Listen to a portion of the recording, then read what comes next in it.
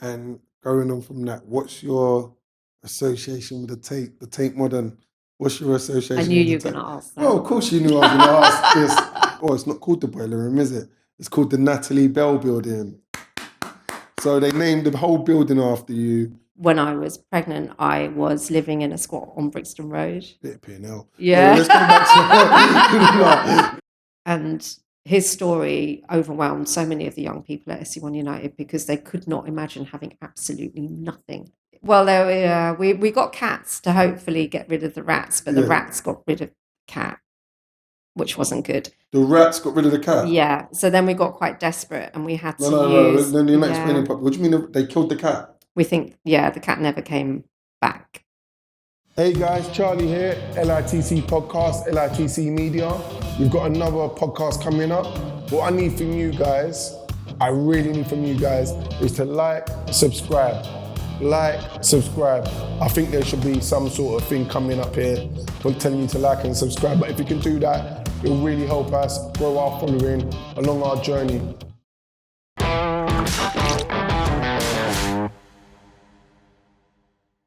Hi Natalie, how's it going? Good, thank you. Right, Natalie Bell, absolute pleasure having you here.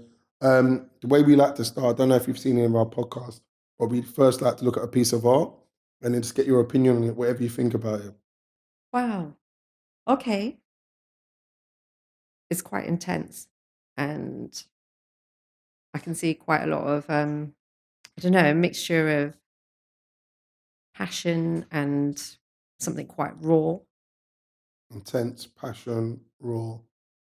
And I'm not sure if those little red eyes are kind of weirding me out a little bit, but yeah. I like it because it draws you in and there's a lot to kind of try and think about and analyze when you look at it, because the more I look at it, the more smaller bits I can see that are kind of making me think, why is there a number 4? Yeah.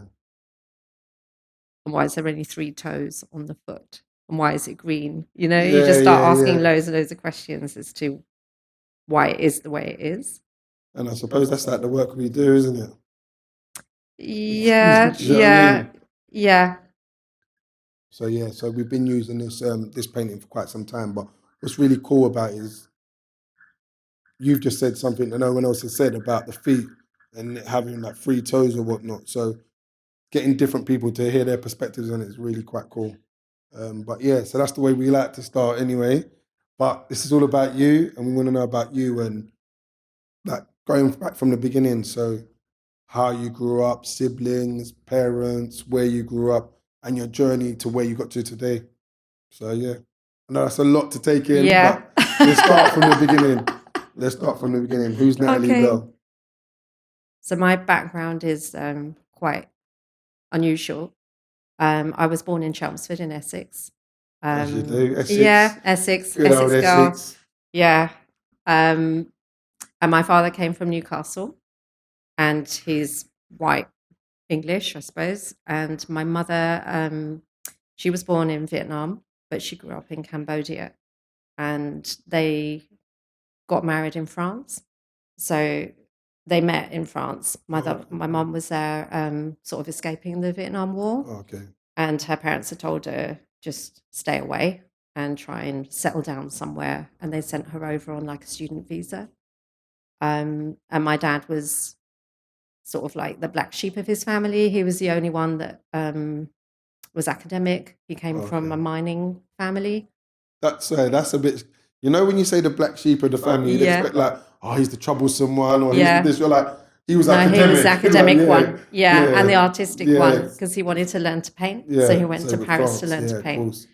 Yeah, so he was the only one that sort of left England and went travelling, and really knew that he didn't want to live in the north of England in Newcastle. And was that at quite a young age? Yeah, I think partly because he did spend time in Germany, and I think he was in the Air Force for a bit, or something like that. But he did spend some time in national service.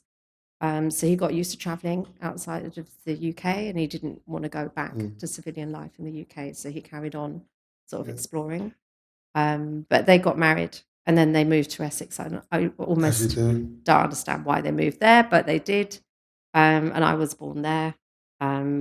So it was really strange for me because I grew up in a very white area. I didn't know other people who were not white, and even You have though any I'm siblings? mixed, no, No. no. So that was another thing that was really me, Yeah. myself, and Yeah. I. Yeah. I went to a comprehensive school where there was 1,500 young people, and I really stood out, and Yeah. not just because of my ethnicity, but because I was really, really small as well. So my Yeah. mum was 4'8", and Yeah. I was tiny. Yeah. So when I went to secondary school, I looked like I was about 8 years old. Yeah. So I had a lot of attention, but I was also very, very small. So it was quite a strange sort of And context for me to grow up in. how did you take to that attention? Would you say it was positive? How was it? I don't know if you know a lot of the pop songs that would have been around when I was young. And Hong Kong Phooey was on the TV, No. and China Girl by David Bowie. Everyone was kung fu dancing. I know that one. Yeah, It's yeah, Kung Fu. Yeah, yeah, I know that yeah, one. yeah. Yeah. So there was this like 10-year period of lots and lots of popular music, and Mm. I probably had every single song sang to me over and over and No. over again. People weren't really aware of other Asian ethnicities apart from, are you Chinese? Are you Japanese? And no one had really heard of Vietnam.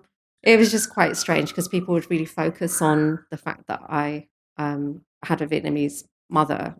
But how did And that make you feel at the time? Can you remember? um, I think I do remember walking around with a peg on my nose, trying to make it more pointed. I started bleaching my hair with hydrochloric acid from the chemist that you were meant to use Mm. on like removing stains and things. I was like, Yeah. sleeping with hair dye in hoping that it would make my hair blonde. I had And how this old was you at that obsession with time? blue eyes. I would probably be about 12, 13. And then would you Yeah. think that was because of when you're going back to that time, like them singing songs at you and whatnot, or just not feeling a part of? Yeah, I never felt a part of anything. I always felt very, very, I suppose, excluded, very alone, very separate. Mm. And yeah, I spoke French until I was 5, and then I went to school speaking French, and that was Okay. Yeah. that was kind of hard Language is so too. important. Yeah. Yeah. So Yeah. there were a lot of things that were really different, and I didn't really have any advice or guidance That's what I was or going to say. any So you didn't support to have no one to manage talk that. to? No. No. And at that time, could you speak to your parents about it, or was it just?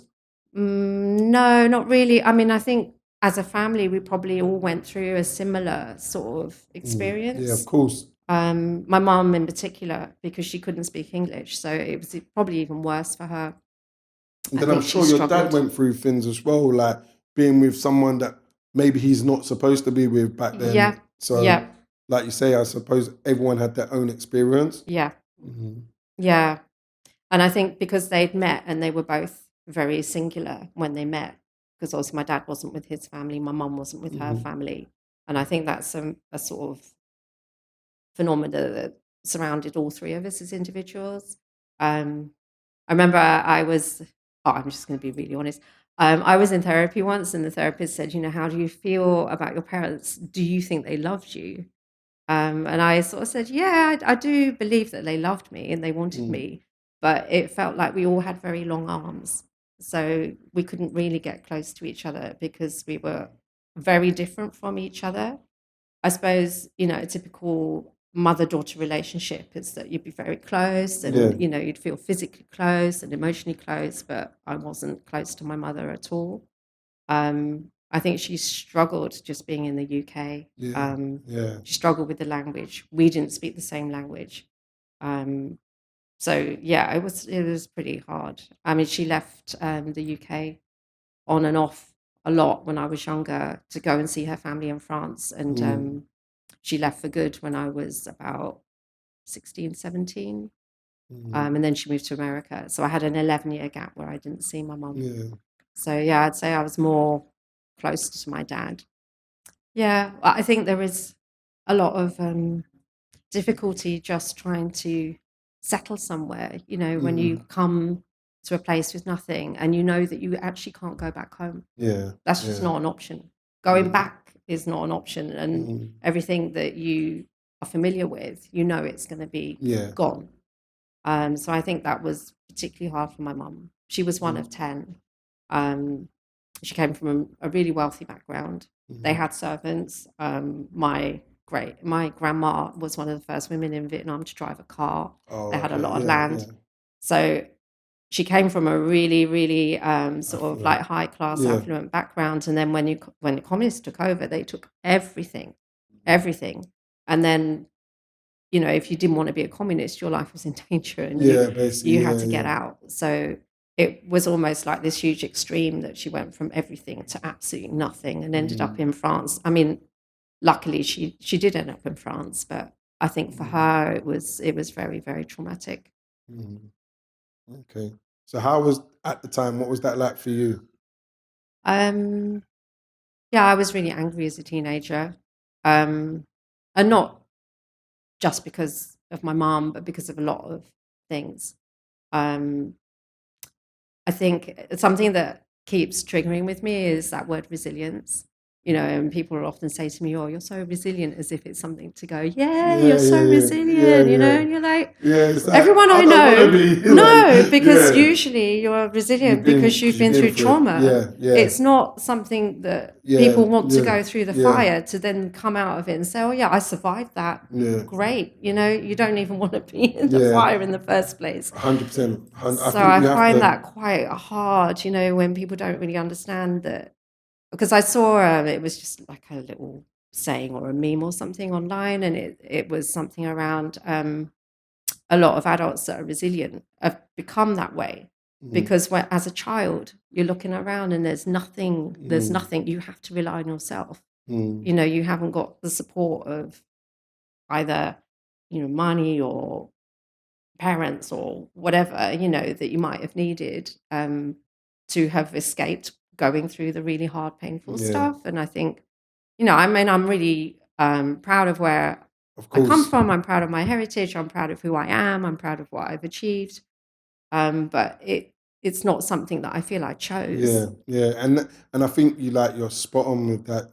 So even with some of the young people that we work with, and one of the words we talk about resilience and being resilient, but like you say, it's not something that you want to be. It's not something you aspire to be, because with resilience comes heartache and it comes trauma and pain. And that's the way you become resilient. Do you know what I mean? So I definitely understand where you're coming from with that. But then also, I suppose you do have to know that you're made of something and you can get through certain things. So I don't know, like, I feel for myself sometimes I've been a bit desensitized to certain things because I think, mate, do you know what I mean? Like, I don't know, I might see something on EastEnders and I think, well, please, I went through that when I was 12. Like, do you know what I mean? So I do understand that as well. So yeah, it's a bit of a tricky one.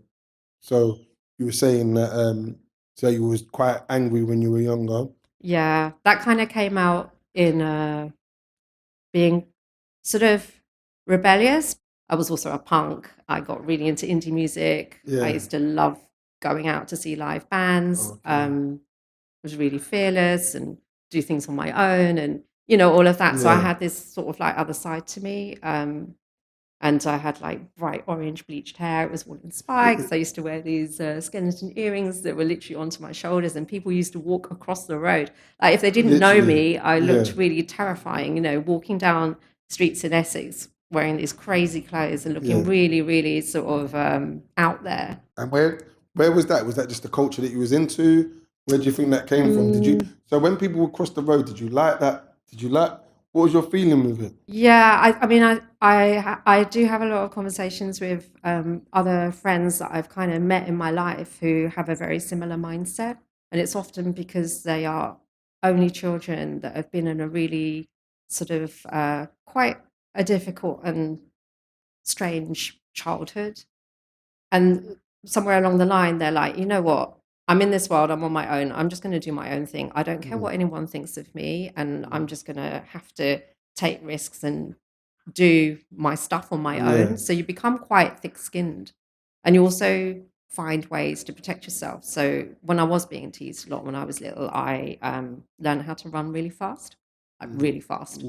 So I could just get out of the situation, or I'd be a bit of a joker. You know, I'd like to be quite witty and sort of like deflect stuff and pretend that even though what you're saying is really hurtful, I'm just going to laugh it off and I'm going to turn it into something.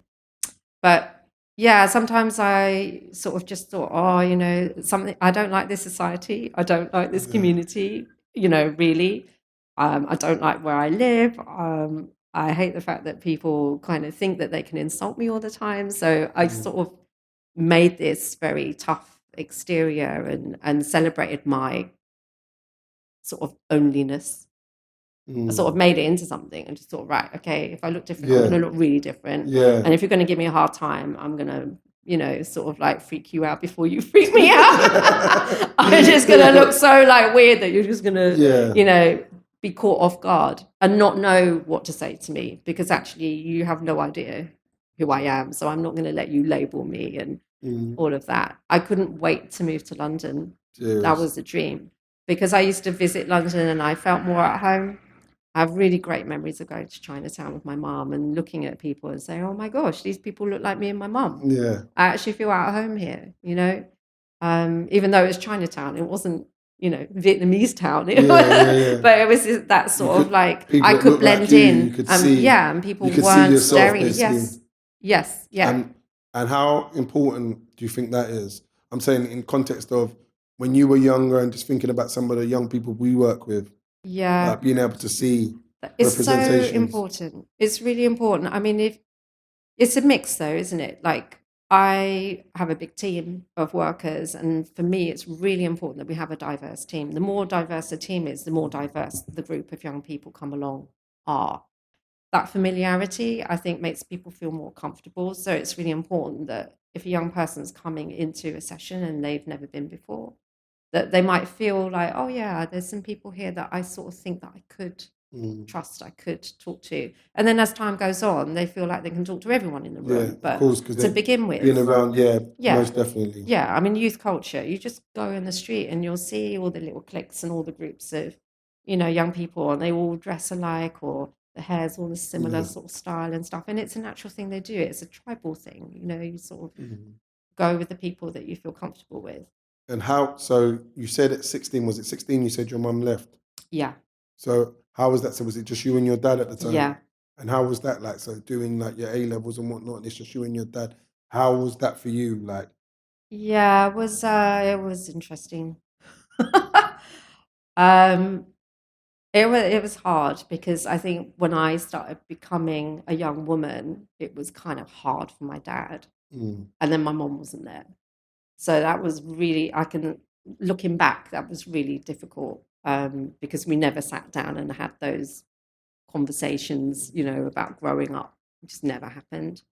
I think he asked like a woman who lived up the road to keep an eye on me and to try and help me with that sort of transition from being, you know, a child to a woman.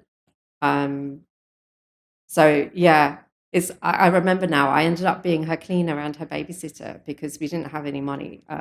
So I had to sort of earn money quite quickly when I was younger. I used to do paper rounds and anything to sort of get by, but she sort of kept an eye on me. I suppose that's not really the norm. Like a father looking after a child. So how was that, if you can remember? Yeah, it was hard. It was hard. I think we both struggled with it. Yeah, I mean, I'm very grateful that he decided to get on with it and do his best.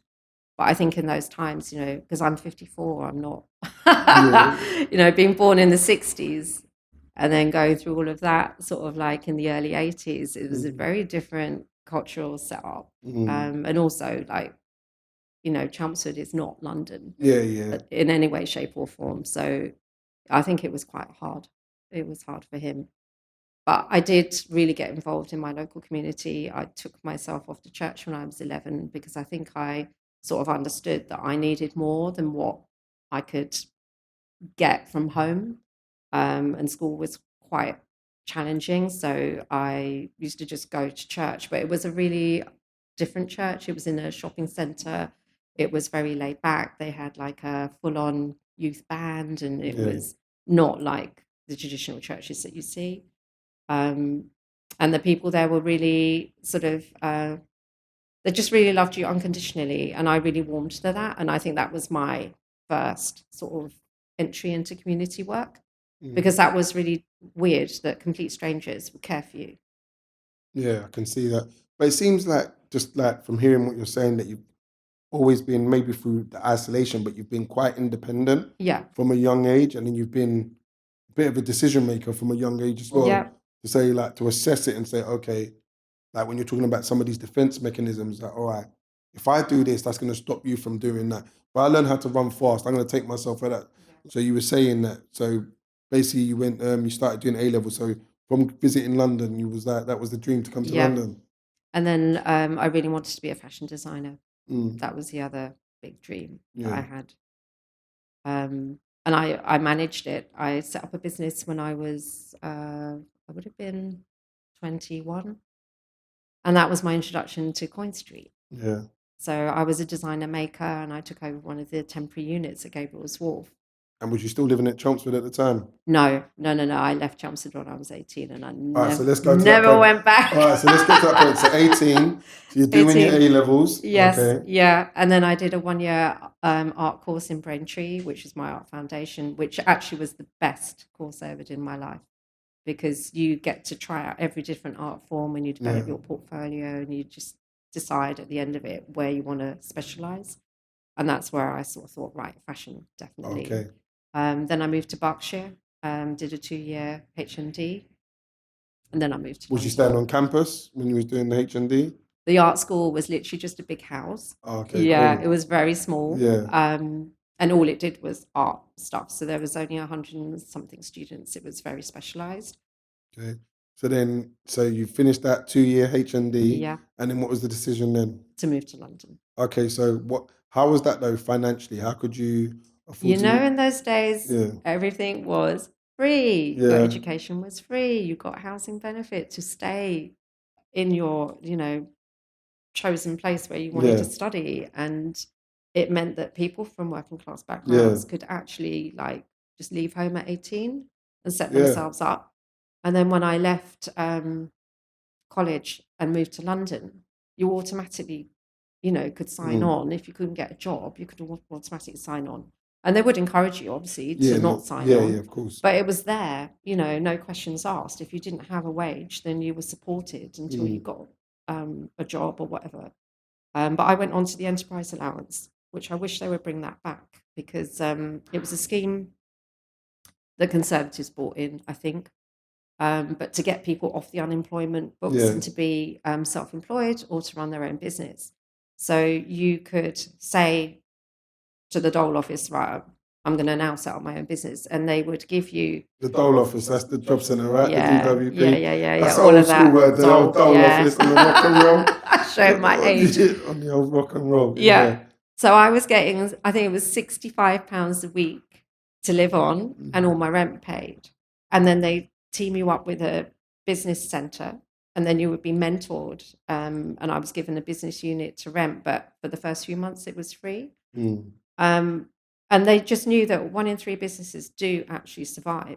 And my business lasted for 16 years. So. And what business was that? So I actually, I started off making, I know it's weird, but I started off making hats. Oh, nice. Because I could get 100 of them into one big laundry bag, and I could carry that bag on my own on the tube and sell them on a stall at Camden Lock. And that's where I first started selling. And then the people who were running that market at Camden Lock had ties with Gabriel's Wharf at Coin Street. So as I started getting my money in and I got more established, I then moved into a shop unit with a couple of other young women who were making stuff. And then when I had my shop unit, I didn't have to carry what was it called? everything. What was your... Oh, it's called Cherub. Cherub. Yeah. And it was hats. Well, I did hats. Another partner did tailored clothing. Another one did knitwear. And it was all under Cherub. Yeah. Okay, cool. Yeah. And that was it. So you got a unit in Gabriel's Wharf. And was that Waterloo? It's next to the Oxo Tower. Oxo Tower. Okay, cool. Yeah, it's still there now. When I first got interviewed, they said, "Oh, these are temporary, flimsy units. They'll only be here for about 5 years." Yeah. Nearly 30 years later, they're still there. Oh, wow. So it's thriving. How was that? So you're young, What are you at this time? How old are you? About 22, 23. Okay, so you've Yeah. got this business, you're doing fashion. hmm Are you designing the hats and whatnot and getting them all Yeah. done? Yeah. And then Um, I started doing more clothing, like yeah. because I had a shop, I could actually make bigger stuff. And I did a lot of make to measure. I ended up doing theatre costumes and wedding dresses and all sorts. It was, And how yeah, was it was that like good. in terms of obviously you studied this, but now actually running a business, I suppose speaking to how was you getting it done? Did you have to speak to manufacturers and whatnot? Because to me, that doesn't know about, let's Mm. say, well, I like fashion, but I don't know the ins and outs of actually running that business. What was that like? What are the things that you needed to know or you had to learn on the job? What was that like? Yeah. So I had 12 women that used to work for me that used to sew at home. Um, I used to put adverts in the Evening Standard and just say, right, I need people to make fashion items at home on your machine. Mm, But I used to pay really good rates. So um, that was something that I think subliminally I wanted to give other women a chance to earn their own money and to be mm. able to work if they had children, and to pay them good money. It's strange because I don't think the rates of pay have really gone Yeah, since up then, because I was yeah, paying like between, I think, sort of £10 and £15 an hour, and we're talking nearly yeah, back, 30 years yeah, ago. yeah, the same, Yeah, yeah, and definitely not, definitely not, you know, yeah. I just think that something has really gone wrong with the economics of this country Mm. because I also bought a flat when I was 23 and I bought a brand new van. So you Yeah. done quite well for Oh, yourself I with lost this. it all. No, but you done quite I well with lost it yourself. all. Now let's get back to this Yeah. though, because But it at least seems I that was able to do that at the age of yeah, 23. And my flat was in Zone 1 in Lambeth Road. And, yeah, like now, it's just not possible for a young adult yeah. set up a business and do all of that. It's just impossible. So we're gonna go back now because you're telling me that you bought a flat, you got a van, you're running this business. So was your business doing quite well from when you set it up? Yeah, I mean, I was living off it. It was Yeah. doing okay. I mean, with a business, it is up and down. And with fashion, you're only as good as your last collection. Mm, So it's very fickle. I started getting more into catering work and bar work to sort of like make sure that I had regular money coming in every week. mm, Um, and that I did that for a while when my first child was quite young. I used to have to juggle that because I just thought I can't have a small child and just rely on the earnings from the business because there was a horrible financial crash that happened when I had the flat and we lost the flat. And then there was another one later on where even the Japanese economy and some of the European economies, like they owed me quite a lot of money for some massive orders that I had done and started mm, exporting. mm. So at one point, I was delivering stuff to 36 different outlets and Yeah. Canada, New York. I started doing really well. And was this just you by yourself, or was this Pretty with? much, yeah. No, this Yeah, was me on my own, but and I was a Prince's Trust business. yeah. Yeah, so they used to give me like platforms to be able to get a showcase unit at the closed show and then take those big orders from buyers that were coming from all over the world. But they don't pay you. There's Mm, nothing you can do about it. So if you're owed like thousands of pounds from Japan and Germany and you've delivered the stock, you've paid your outworkers, mm, and they just turn around and say, "Oh, the shop's shut down. I can't pay you." I kind of had it. That was just yeah. like So um, hard. Yeah. it sounds. What I'm trying to do. If I was a young person, like what you're saying sounds amazing in terms of setting up a business at a young age, having the, I don't know, I wouldn't say the gall, but having Guts. the guts Yeah. to say, you know what, I'm leaving Essex, I'm going to come to London, I'm going to do all of these things, like, and resilience and perseverance and whatnot. But try and explain it in the most layman's terms. What was it? Was you learning on the job while you were doing these Mm. things? Because that sounds daunting. You're shipping out to Yeah. 36 countries. How did you learn these things? How did you acquire these skills? What was it? What, did you have a mentor at the time? Did you have someone that would give you advice? What got you to that point where you were able to do these things? It was a mixture of things. I think I love to learn and I'm very curious. So if I don't know how to do something, I'll find out. Um, and back in the day, there was no internet and no Mm, computers. So you literally had to yeah. do it through networking and face to face stuff. I think now, if you set up a business, you can sell online and it's so much easier, and your costs of just existing are so much less. Whereas we had to hire a shop and you had to be there, and you had, if you weren't open, you didn't make any money. And every transaction with every single person that you met, was really important. Yeah, of course. And your reputation as an individual was important, and trust, because that was the only way you're going to sell stuff. So I did meet quite a few people along the way, and the Princess Trusts were really helpful. I did have business mentors on and off. I had an agent at one point who really helped me to kind of expand and to do the overseas market, because she would take a cut. And you learned on the job, and you just had to be ready to take risks. I mean, I'd say that my risks were sort of calculated, but they were always a risk. So yeah, I've never really been frightened of trying something new, but I wouldn't just blindly go into something and Like get massively ripped off. Growing up at those ages, would you say you had any? Would you say you had any influential people that were in your life? Like, so I know I can look back and say, you know what, that person was really influential for my progression with life in life. Is there anyone you can look at back then? Or let's say role models then. Yeah. Did you have any role models at that time?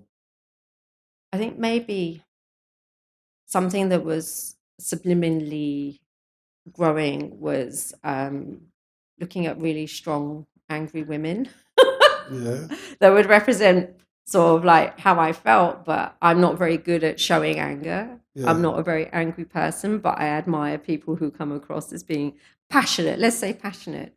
But my icons when I was sort of growing up, people like Blondie, women in the music business actually who'd done really well. And then looking at some of the books that I've been reading more recently, like Viv Albertine, she was from the Slits, and she was like in a very male-dominant music industry era. And just reading about her experiences of it, it just really smacks of what most women were going through. Because I think, even now, we're not living in a very equal society. And when I was growing up, it really wasn't. It was very, very white male dominant. We've got a female prime minister, Margaret Thatcher, and that was super interesting and different, even though she was hardcore, and a lot of people really hated her and the way she did things. I did admire the fact that she was a woman. And where do you think that came from? Not just you being a woman, but do you think that came from, because you mentioned Blondie, was it going back to when you were younger, so feeling ostracized or feeling isolated and feeling quite angry and wanting to be able to say certain things, but maybe these people are saying how you felt? Yeah, and they represented a way out, and they represented a way that women could be really powerful or strong or break the mold, or actually like just be really visionary and say, you know what, I'm just going to make this happen. And somehow they did. Somehow they got through all of those layers of and barriers to get to where they wanted to be. Like Chrissie Hynde, I used to really love Chrissie Hynde. She was another female rock star. And there was something around punk and rock music that really sort of influenced me. And I suppose like when you're saying that, what that makes me think of is probably hip hop. Yes. In terms of, because it was going against the grain, and it was like fuck the system sort of thing. And I suppose absolutely. punk was also a movement of like rock was that we're not what you expect us to be. We're going to be who we are and be individuals. And that's what, to me, that's what hip hop was when I first started listening to it. Yes. It was going against what they say the norm is. Do you know what I mean? And really saying, So I definitely can understand where you're coming from. It's a bit of anarchy. Most definitely. So so you were saying, so business wise, you said you had a child. When did you have a child? How old? 26. Okay, so you wasn't that really young and whatnot. So and at that time, did you still have the business? No, things had crumbled quite a lot by then.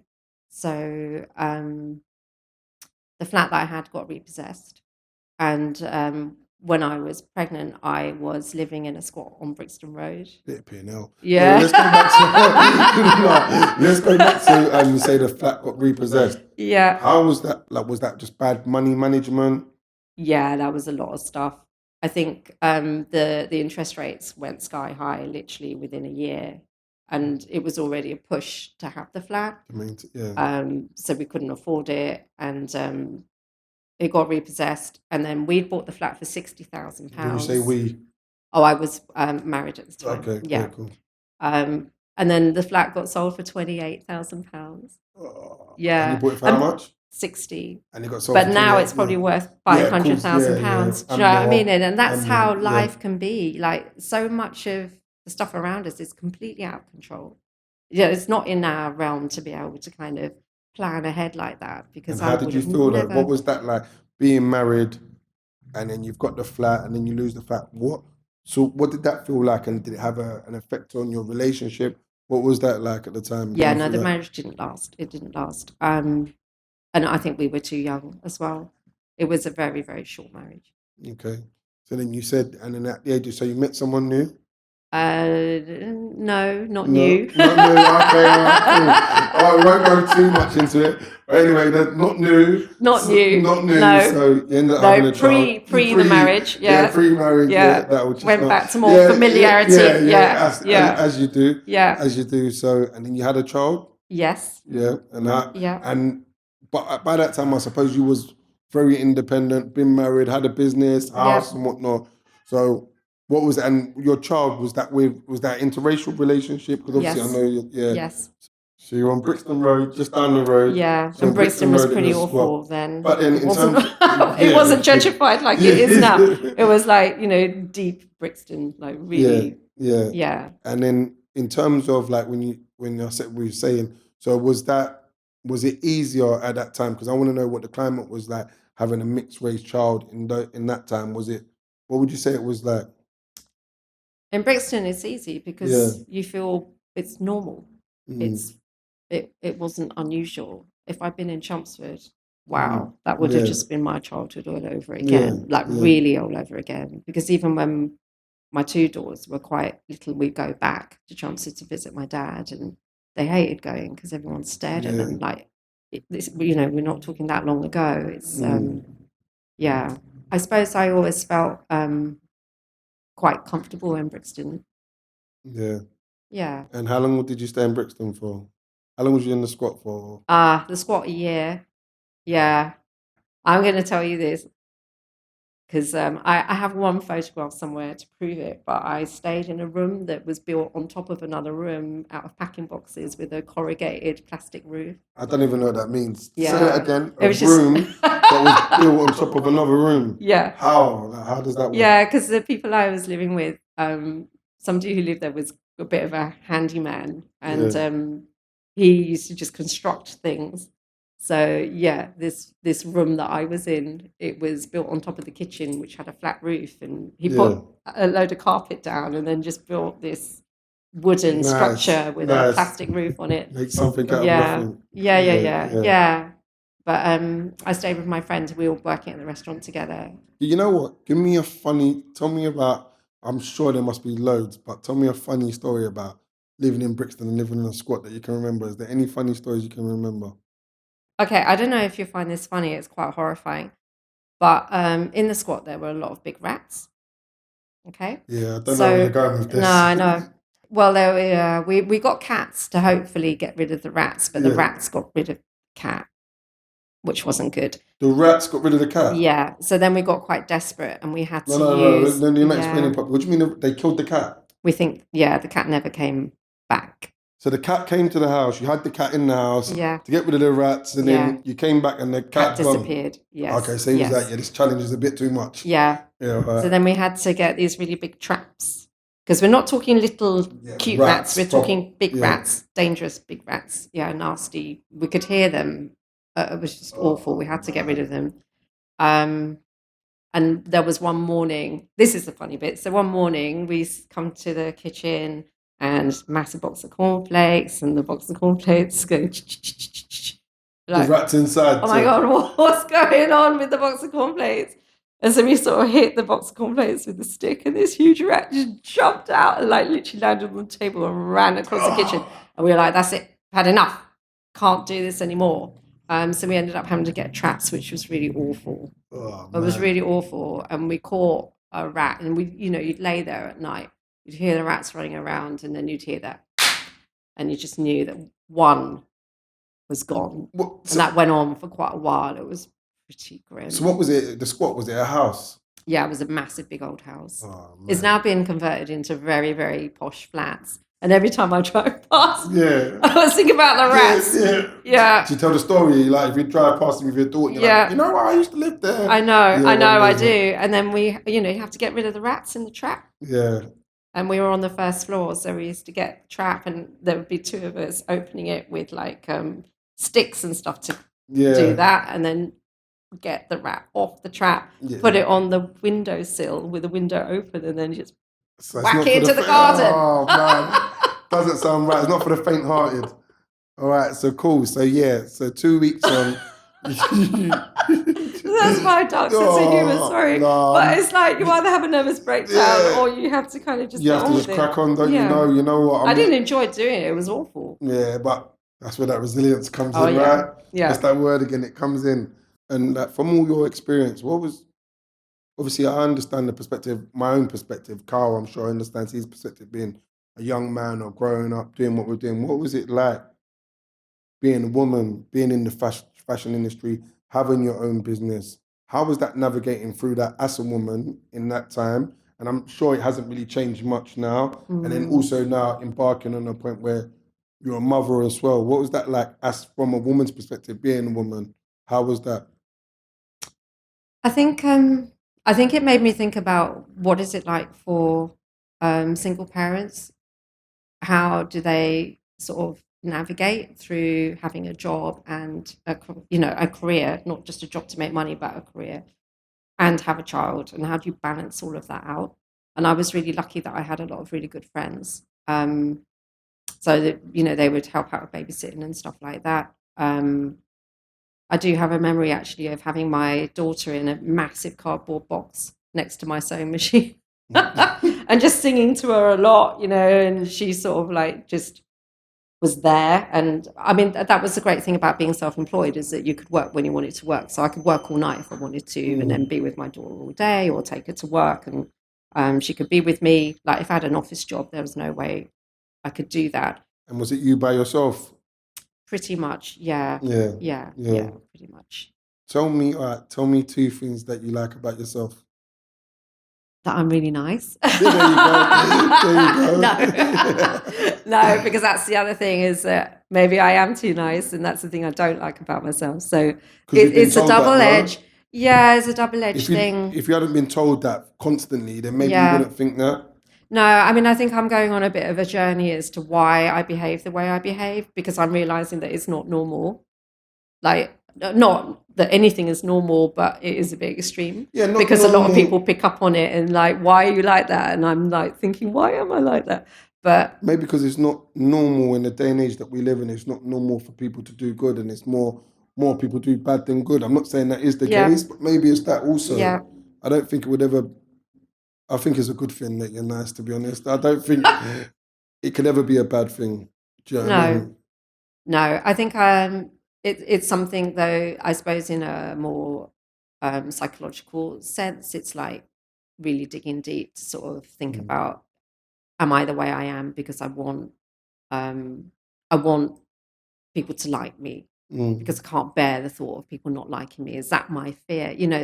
I do want to kind of explore what is underneath it all, and I haven't really got to grips with that yet. But it is something that I think I should be more aware of. Please. No. I can't. This is the way I am. Yeah. But I think it would be good to understand it. Yeah. Yeah.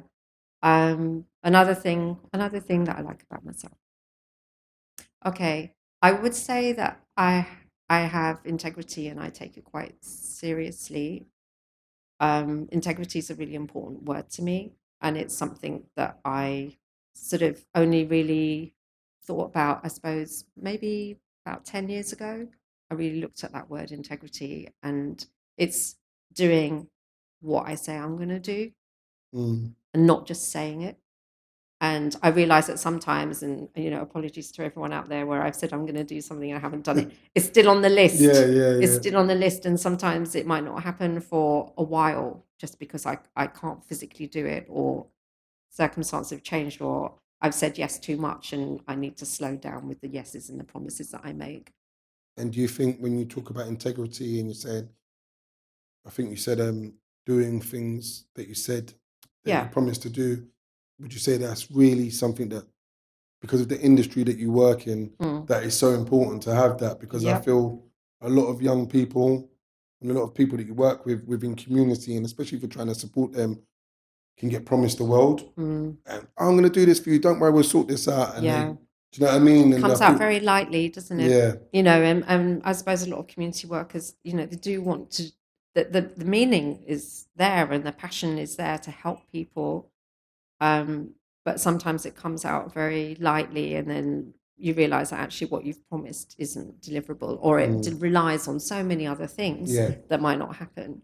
And yeah, I agree with you. I have a real issue with young people being let down over and over again. hmm Um, and I think because I've worked in the community I've worked in for nearly 30 years, there's young people that I've seen growing up that have had issue after issue after issue, and I've seen the journey they've gone along, and it's been really painful and hard, and you can see where they've been let down and let down and let down, and they've got to a point where it's almost impossible to be able to lift them to a yeah, point where they can be independent. And that's a real bugbear of mine. And there's some young people that I've kind of walked alongside them for years, and something I'll say to them and their parents is like, we just can't give up. Can't give up on you. I know you've done this and you've gone back there, and you've done this and you've gone back there, and everyone else around you is kind of like, oh, how much more yeah, do you need? But I just think once you give up on people and they give up on themselves, then that's it. That yeah, really is most it. definitely. Yeah, I agree with you completely there.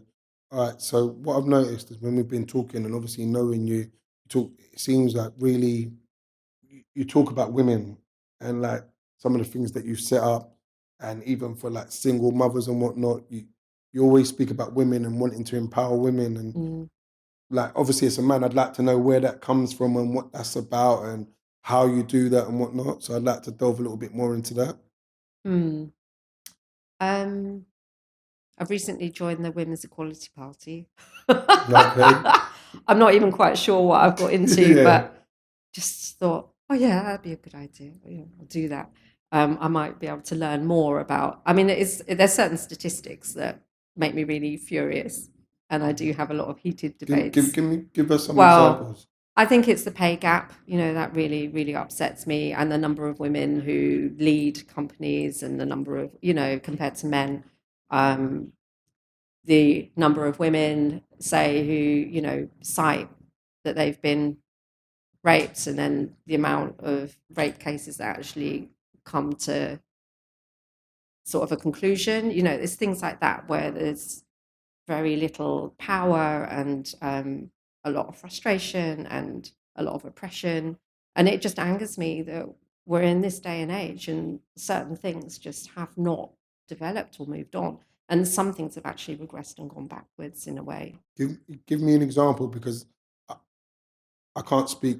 I can only speak for myself. I think sometimes for myself, I can be not ignorant to it, but so Mm. it's not something that I would probably see affecting me. So I might just turn the blind eye, or I don't really see it. So I want to actually learn from what you're saying. So give me an example where you say things just haven't changed. You said obviously about the pay gap. Yeah. Well, I think something that isn't so obvious is like the stereotyping, and I think that starts really, really young, and Mm. kind of like almost grooming children at a very young age. I mean, I even see it with my granddaughter, that there are kids in her school that will say, oh, girls do this and boys do this, and this is peer to peer, this is child to child. And she'll come home and say, oh, no, I can't do that because I'm a girl. I'm like, you're 4 years old.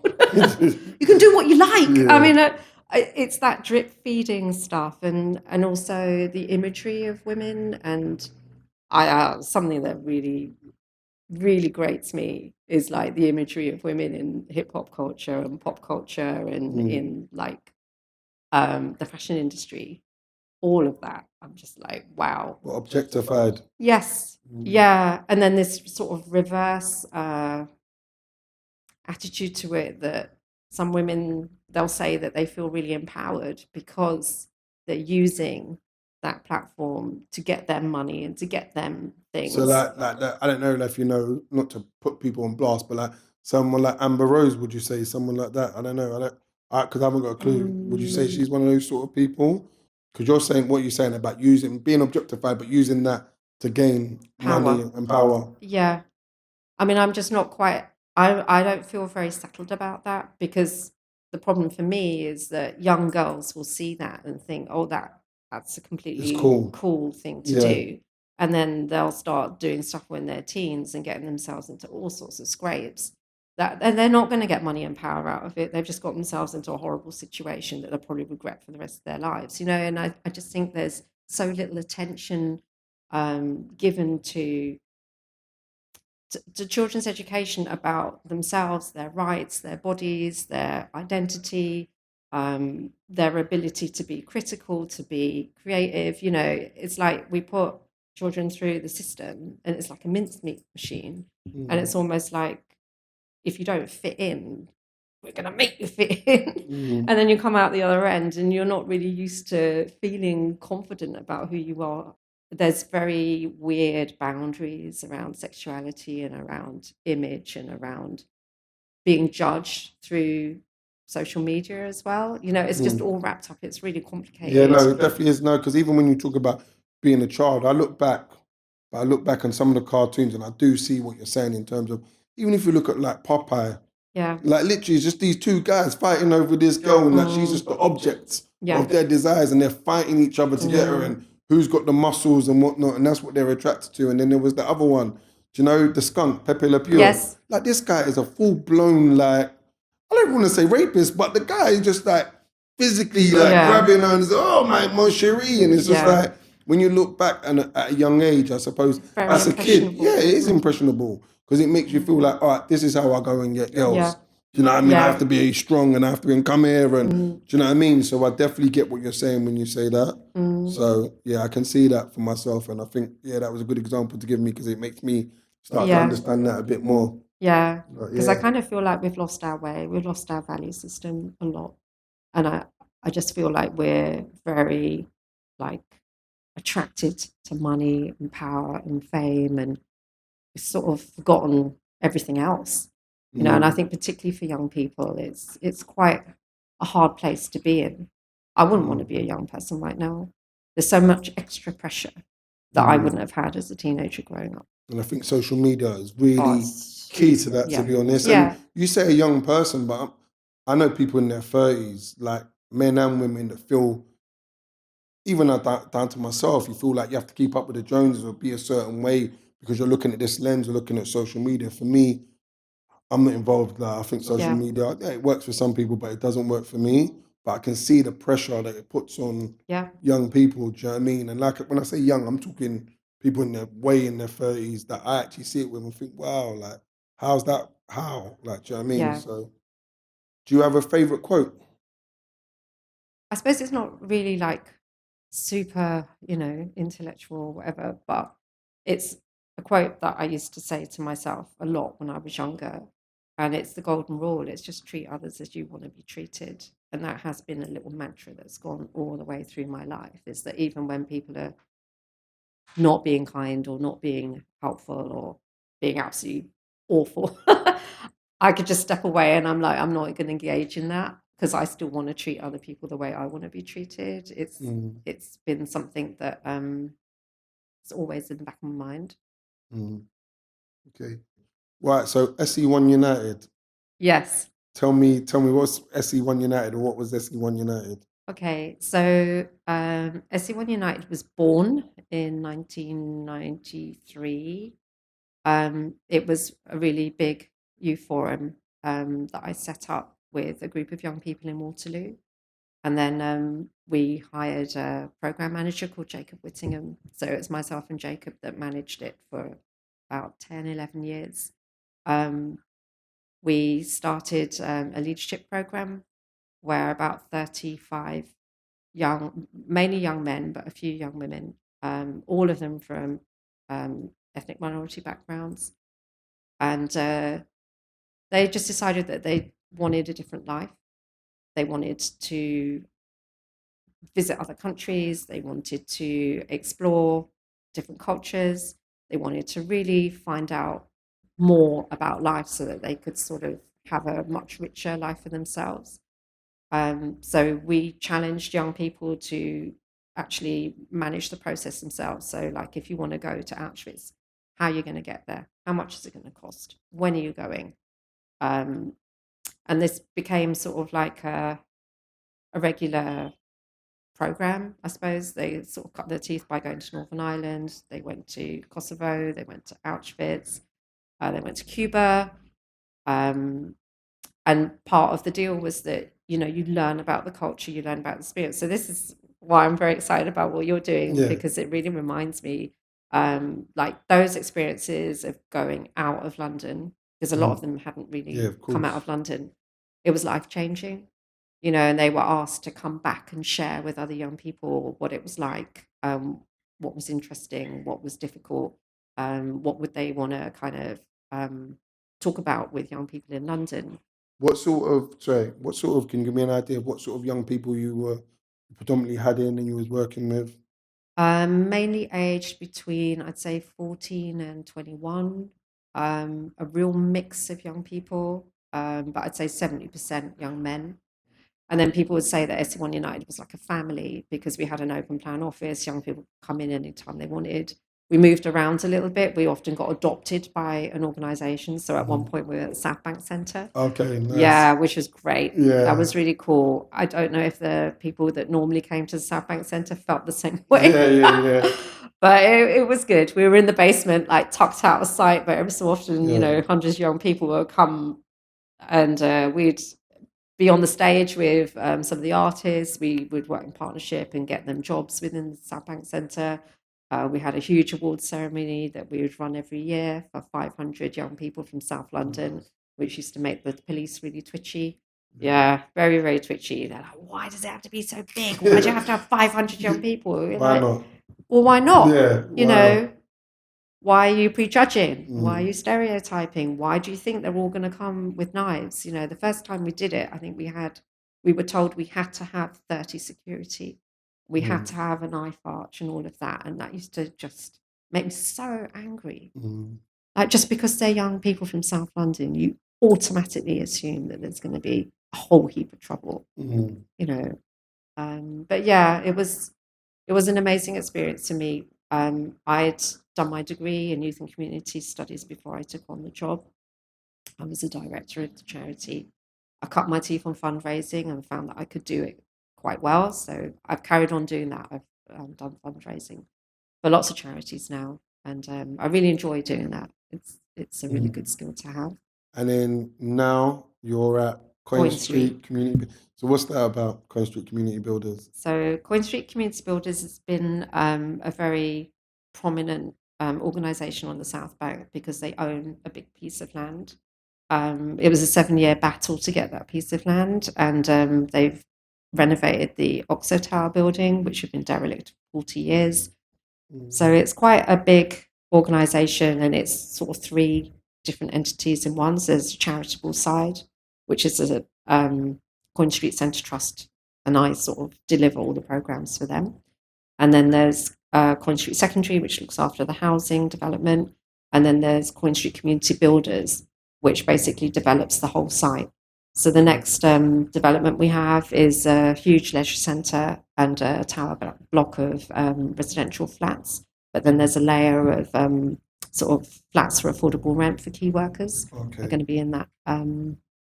Yeah, so it's quite unusual. It's very broad and deep, and it owns land, and I'd say it's a development trust. So what in terms of what you do there, what's your specific role within? So I'm the head of youth and community programs there. And what does that consist of? So we run activities every day, apart from bank holidays, pretty much.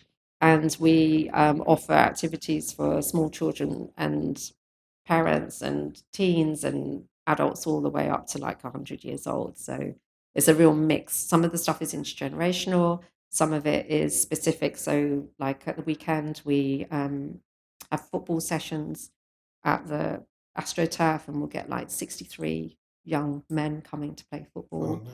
So some of the sessions are really big and really popular. Then we might have like a singing group. We have one that's led by a visually impaired tutor. And because she's visually impaired, there's other members of the group are visually impaired because she teaches by ear. So they don't sort of have to read the music, they just learn by ear. And there's only like 10 members who come to that. But that's equally important to us. Yeah, It's of not a course. numbers game, Yeah. it's more about providing activities and opportunities for people who live in the neighbourhood. Okay. And going on from that, what's your association with the Tate Modern? What's your I association knew with you the were Tate? going to ask Well, that. of course you knew I was going to ask this. So what's your nothing to do with me, by the way, but what's your association with the Tate Modern? Um, it's interesting. So was it 3 years ago? Was I it don't 3 know. years Was it ago? 3 years ago? I don't know. I don't know what you're talking about. Ha! Yes, you I do, really because you don't. were part of you I were don't know. part of it Yeah, all. yeah, yeah. Maybe you should answer the question Yeah, first. I don't know, but apparently they named the whole building in the Tate. So there's two parts of the Tate Modern. There's the boiler room Yes, and there's the Blavatnik building. yes. And Blavatnik, is the richest man in Britain or something like that. I don't really know much about him. And then there's the boiler. Oh, it's not called the boiler room, is it? It's called the Natalie Bell building. So they named the whole building after you in the Tate, and yeah, so that's what I know. So I want to know how that happened and how it came about for you and what it's been like for you. Okay. Well, the bit I know, because I don't think either of us Yeah, know the whole story. yeah. You know some of it, and I know some of it. But Tanya Bruguera, Cuban artist, very political, and she specializes in, I think she calls it art utile, Yeah. so it's useful art. She'd already done quite a few pieces in the UK and in other countries where she transforms spaces, and usually with a political agenda. So this time she was commissioned by the Tate to transform the Turbine Hall, and she worked with, I think it's 21 local people or people who had like a real community focus. And I think, Charles, you were one of those. Don't be silly, nothing to do with You me. were one of Yeah, those. yeah. And the group worked with Tanya over a few months, and they were trying to come up with a concept where the turbine hall would be a space where you would think about people who were migrants. And Tanya designed a room where you could go and sit and be surrounded by like a synthetic chemical that would make you cry. And there was a number of all of the people who were trying to migrate from their country because of politics or being, fleeing a war-torn place or something like that. And then she mentioned that she had renamed a building in Europe as part of her activism before, and I think the neighbours really liked that idea. So she asked the neighbours to come up with a local person whose name could be put on the building temporarily, and then to see what the reaction would be of the public. And I think there were criteria set that it couldn't be someone who was sort of the typical person who would have their name on a building. So someone who was alive rather than dead, somebody who wasn't particularly wealthy, someone who was being remembered because of what they did, The work they do for the work they do community. for community, and to be thought of in time as an asset rather than money. So there was a lot of thinking going on, and I had no idea this was happening. No, I you had didn't. nothing to do with it until the Tate came to my workplace and said that I'd been voted to be the person to have their name on the Tate. And it took them 45 minutes to convince me that A, it was real and true, and B, Yeah. to actually do it. And because I sort of thought, okay, I don't really like limelight. I don't like attention. I like to quietly get on with what I'm doing. I don't really like big ego stuff.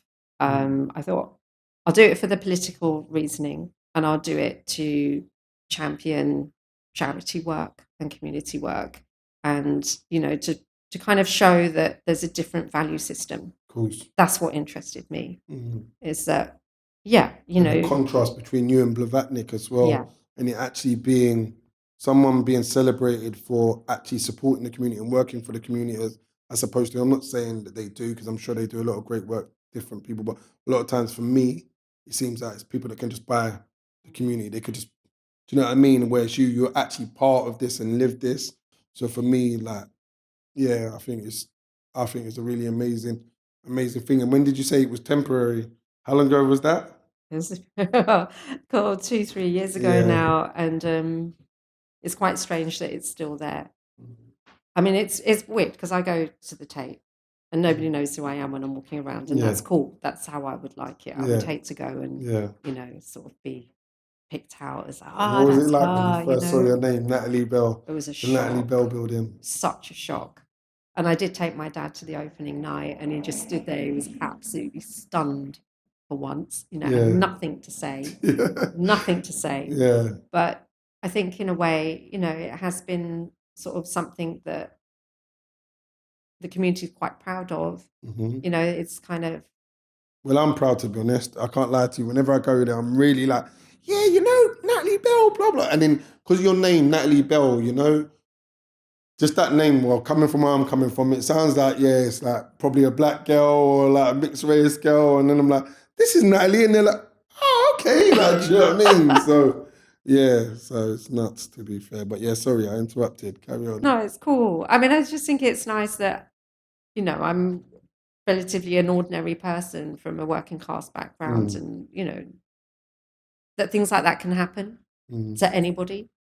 Yeah, because I was asked to give Tanya a picture of someone who sort of, for me, represented the work that I do. And I gave her a picture of a young adult called Yusuf. And he had come to SE1 United as a Syrian refugee. And his story overwhelmed so many of the young people at SE1 United because they could not imagine having absolutely nothing, and coming from, the situation he had kind of escaped from. And I think the fact that he was so positive, that he worked really hard, that he just fought to succeed, for me, and it was a long journey. Things like that don't happen overnight. But he's made such a success of himself, and he's just been so true to himself and really an exemplary person. And I think as well, again, it's where our society, they judge people who come here with nothing, and they judge, you've got our jobs, or you're living in our social housing. Or I hate that. Absolutely hate it, because it's just not true. Do you know what I mean? It's like you can't stereotype every single person who's come here as wanting your home or wanting your job. I think our society is so much richer and stronger and better for having people from all different backgrounds coming here. And you said you gave Tanya the picture, and what did she do with his picture? She blew it up to 30 meters square on the floor of the turbine hall. Which is just incredible. And then she put this special paint on top of the photo. I think it's called thermographic Yes. ink or something like that. Yeah.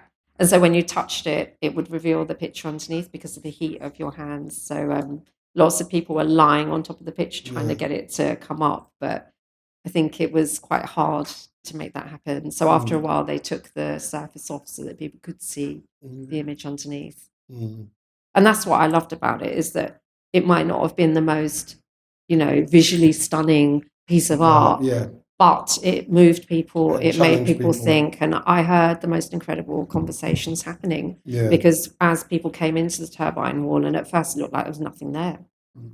Couldn't see anything. You couldn't see some massive, great big sculpture. You couldn't, sort of run around this big slide and have fun. It wasn't like that. But it was really amazing timing, I think, for that piece. Yeah.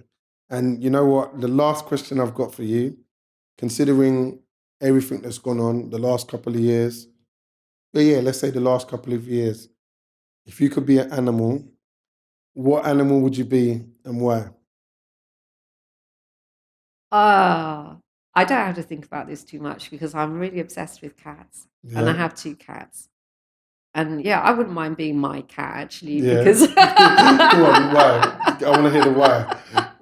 Oh, I just love them so much. I give them so much love, and they have a very happy, smooth, contained life. But I think that's probably a sign of the times that I'm going for something that feels quite safe and Mm-hmm. nurtured and looked after. But yeah, no, otherwise I'd be a tiger. Come on, Why a yeah, tiger? Why a tiger? tiger. Well, it's just another cat, isn't it? I'm just obsessed with cats, but tiger, a bit more sort of fierce and feisty and ready Yeah. to take on the challenge. And yeah, That's the sirens. That's saying it's enough. That's saying it's it they're for coming today. after us. It's been an absolute pleasure interviewing you. Thanks a lot for coming down. It's a pleasure. Thank Appreciate you. it. Thank you, Thanks. Charles.